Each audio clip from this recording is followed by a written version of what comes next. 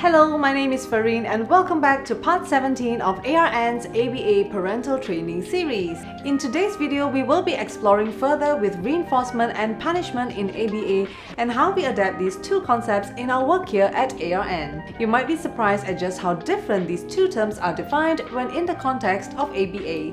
Let's go.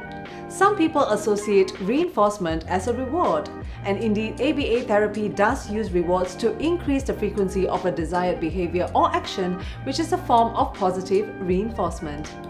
However, from a purely ABA perspective, a reward is, as the name states, used to reward correct responses or desired behaviors. Positive reinforcement may not necessarily utilize a reward. It is instead something that causes the behavior to happen more often as time passes. At the same time, with negative reinforcement, a behavior can also occur more often when a disliked item or situation is removed or avoided following said behavior. For example, when a child is presented with a challenging task such as math homework and the child asks for a break nicely by saying, "Mommy, can I have a break?" The mom can reinforce the behavior of asking nicely by allowing the child to have a break from the task. The removal of the task, which is an activity that the child does not like, is negatively reinforcing the appropriate behavior of asking nicely instead of throwing a tantrum whenever a difficult task is presented. On its own, the word punishment carries really bad connotations.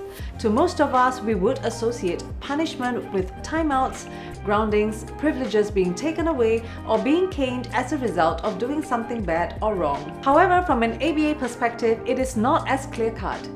Punishment can be both positive and negative in terms of how it is applied. An example of positive punishment, as ironic as it sounds, is when a child is learning about road safety.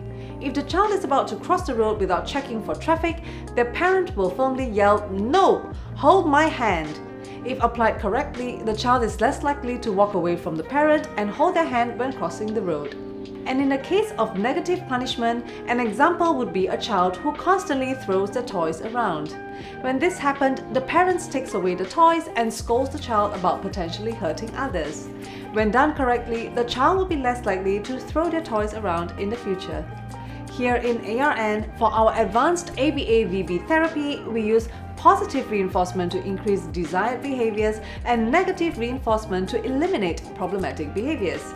We avoid using punishments as our children's well-being is the top priority. So in the end, it is important to understand the different contexts and meanings of reinforcement and punishment under an ABA perspective. Try to weigh the benefits of both concepts and see which works better for your child. That's it for today's video. We hope you find this information to be beneficial. If you have enquiries, feel free to contact us with the information shown on the screen. And if you happen to know of someone who may benefit from this video, do share it with them as well. We'll see you in our next video. Bye!